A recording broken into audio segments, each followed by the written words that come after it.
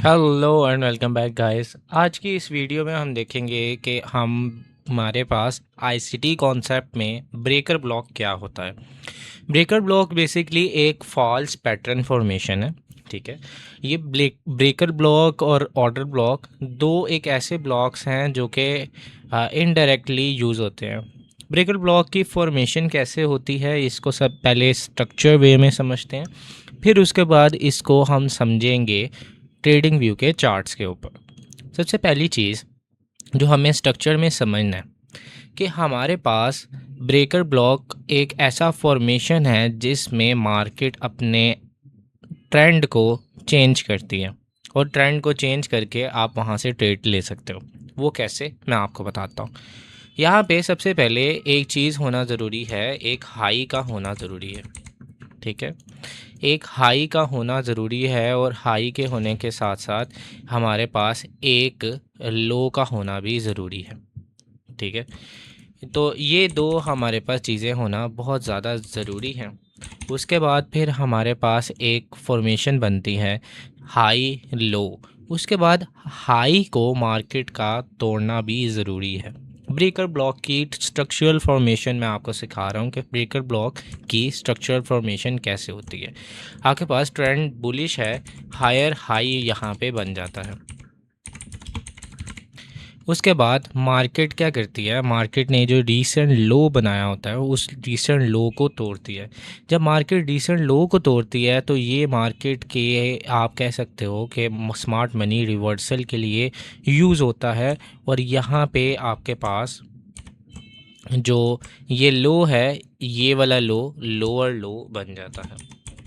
अब मैं आपको बताना चाह रहा हूँ कि यहाँ पे ब्रेकर ब्लॉक की फॉर्मेशन आप कैसे और किस वक्त ऑब्ज़र्व कर सकते हो। वो इसी वक्त ऑब्ज़र्व हो सकती हैं जब आपके पास ये तीन चीज़ें हों। सबसे पहले आपके पास हाई हो, हाई का ब्रेक होना हो, उसके बाद उसका हायर हाई बनना हो, उसके बाद फिर लोअर लो का बने। जब मार्केट ऐसी फॉर्मेशन बनाती है तब जाके आपके पास ब्रेकर ब्लॉक फॉर्मेट बन होता है। यहाँ पे देखो कि हम मार्केट ने हाई बनाया, हाई के बाद मार्केट ने एक लो बनाया, लो बनाने के बाद फिर मार्केट ने इस हाई के ऊपर ट्रेड किया, हाई के ऊपर ट्रेड करने के बाद मार्केट ने अगेन लोअर लो बनाया। तो जो आपके पास ये लो से ये हाई के दरमियान में जो आपके पास बुलिश कैंडल है उसको आप ब्रेकर ब्लॉक के तौर पे मार्क कर सकते हो। अभी मैंने यहाँ पे बेरिश क्यों मार्क की हुई हैं, क्योंकि हमारे पास जो ये वाला हाई और ये वाला लो है इसके दरमियान में कोई बुलिश कैंडल हमारे पास अवेलेबल नहीं थी, इसलिए मैंने यहाँ पे ये वाले ब्रेकर ब्लॉक को मार्क किया हुआ है। इसके बाद आपके पास जो एक्चुअल चीज़ है वो ये है कि आप यहाँ पे बेरिश केस में जो हमारे पास बेरिश कैंडल होती है उसको मार्कआउट करते हो, नोट बुलिश कैंडल, वो हाँ आपके पास ऑर्डर ब्लॉक में आ जाता है। अब यहाँ पे बुलिश सिनेरियो में आपके पास क्या स्ट्रक्चर फॉर्म होता है।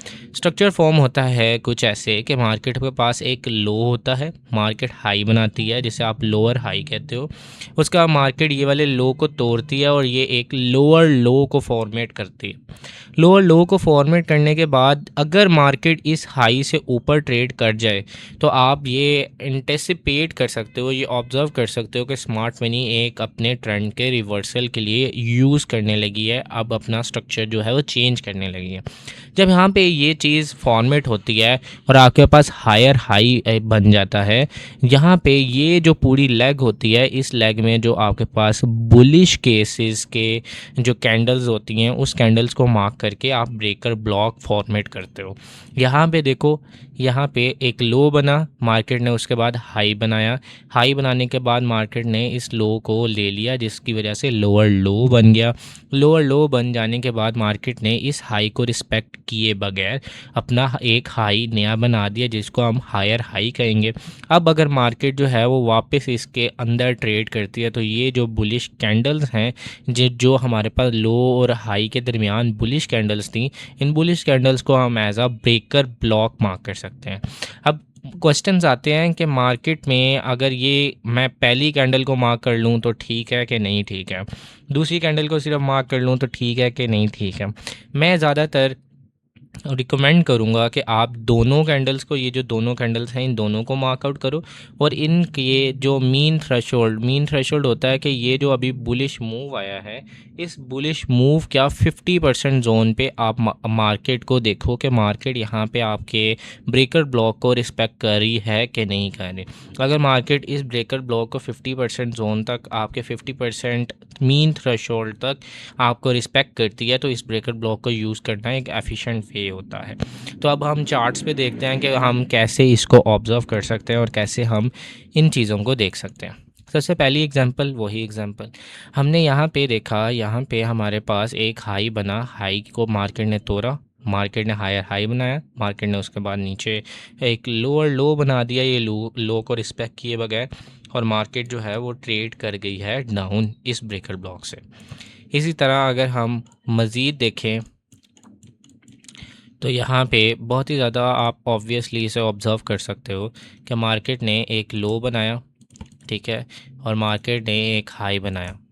अब इन हाई और लो के दरमियान जो आपके पास बुलिश कैंडल्स हैं, उन बुलिश कैंडल्स को ज़रा ऑब्ज़र्व किया जाए तो ये हमारे पास पूरी निकल के आती हैं बुलिश कैंडल्स, ठीक है।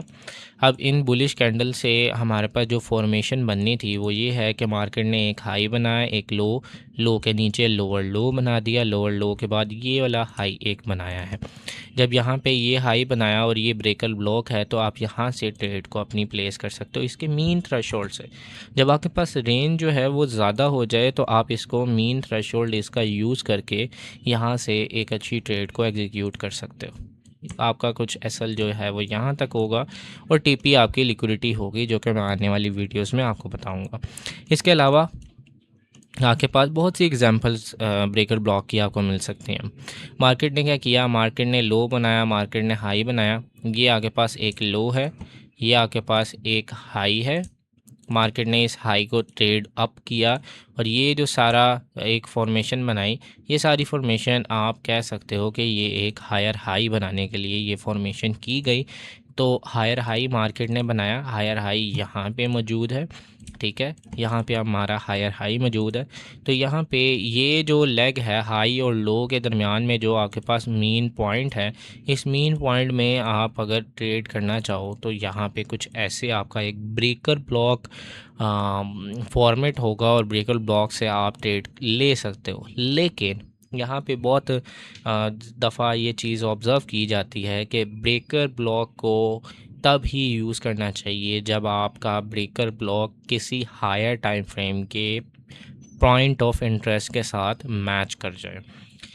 उस लिए आपने क्या चीज़ करनी है, किसी हायर टाइम फ्रेम का अगर आप 5 मिनट्स यूज़ कर रहे हो तो उसे 1 आवर के साथ कंपेयर करें, अगर 4 आवर यूज़ कर रहे हैं तो उसके साथ 15 मिनट को आप लेके चल सकते हो, अगर डेली यूज़ कर रहे हो तो उसके साथ आप 15 मिनट को लेके चल सकते हो। हायर टाइम फ्रेम का कोई भी फेयर वैल्यू गैप जो कि आपको नज़र आए कि आप फेयर वैल्यू गैप को ट्रेड कर सकते हो। कैसे?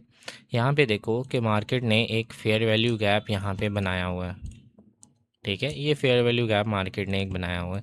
अब हम लोअर टाइम फ्रेम पे शिफ्ट होते हैं और लोअर टाइम फ्रेम पे देखते हैं यहाँ पे ब्रेकर ब्लॉक की फॉर्मेशन बनती है कि नहीं बनती। ऑब्वियसली आपको नज़र आएगा कि यहाँ पे ये हाई है, ये लो है, मार्केट ने किया ये हाई ले लिया, यहाँ पे स्वीप कर दिया। अब ये हाई से लेके लो तक जब मार्केट यहाँ पे इस लो को ले लेता है, उसके बाद आप देखते हो कि बेरिश कैंडल्स आपके पास कौन सी हैं। तो आपके पास ये पूरी जो एक सरफेस निकल के आती है ये बेरिश कैंडल है, और यहाँ से आपके पास यहाँ पे आपके पास ये वाला जो है फेयर वैल्यू गैप भी अवेलेबल है। ये फेयर वैल्यू गैप भी अवेलेबल है। इस फेयर वैल्यू गैप से आप ट्रेड को प्लेस करते हैं और इस फेयर वैल्यू गैप से ट्रेड को प्लेस करके कुछ आपका हाई यहाँ पे भी आप रख सकते हो या अपने स्विंग पॉइंट पे भी रख सकते हो, या आपकी ऑब्जर्वेशन है।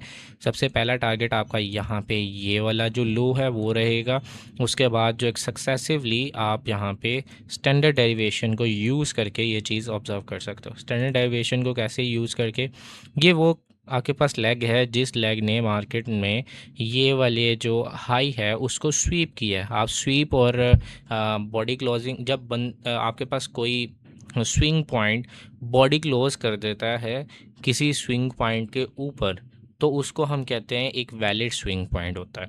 लेकिन जब आपका कोई स्विंग पॉइंट लिक्विडिटी लेता है, लिक्विडिटी स्वीप करता है, वो सिर्फ विक दे के वापस नीचे आ जाता है। तो यहाँ पे विक लिक्विडिटी स्वीप हुई है, तो हम यहाँ पे अपनी स्टैंडर्ड डेरिवेशन को यूज़ कर सकते हैं।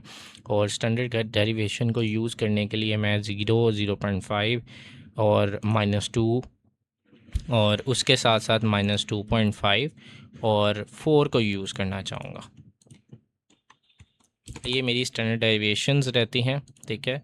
और यहाँ पे अगर हम ऑब्ज़र्व करें तो आपके पास जो आपका सबसे पहला टारगेट है वो यहाँ पे कुछ 2 पे रहता है, दूसरा टारगेट आपके पास 2.5 पे रहता है, और आपका एक्सट्रीम टारगेट जो है वो 4 पे जाता है, जो कि अभी तक मार्केट ले चुकी हुई है, ठीक है।